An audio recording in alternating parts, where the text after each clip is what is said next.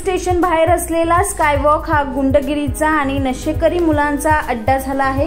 या स्कायवॉकवर दोन मित्र गप्पा करत बसले असताना तेथे अज्ञात 10 ते 12 मुलांनी येऊन दोघा मित्रांकडे मोबाईल आणि पैशाची मागणी केली। तेव्हा त्या दोन मित्रांनी विरोध केल्यावर त्या 10 ते 12 जणांनी स्कायवॉकवर बसलेल्या दोन मित्रांवर हल्ला केला। या हल्ल्यात एक जण गंभीर जखमी झाला असून दुसरा किरकोळ जखमी झालाय। अख्तर शेख हा गंभीर जखमी असून त्याच्यावर उल्हासनगरच्या मध्यवर्ती रुग्णालयात उपचार सुरू आहेत, तर दुसरा मित्र मुकेश कोळी याच्यावर उपचार करून घरी सोडण्यात आले आहे। उल्हासनगरच्या स्कायवॉकवरती ही पहिली घटना नसून यापूर्वी एका हवालदारावरतीही नशेकरी मुलांनी हल्ला केला होता।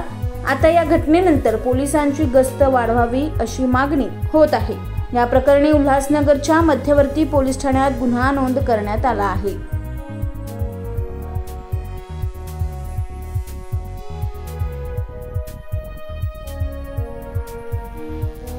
अभिलाष डावरे, PV न्यूज, उल्हासनगर।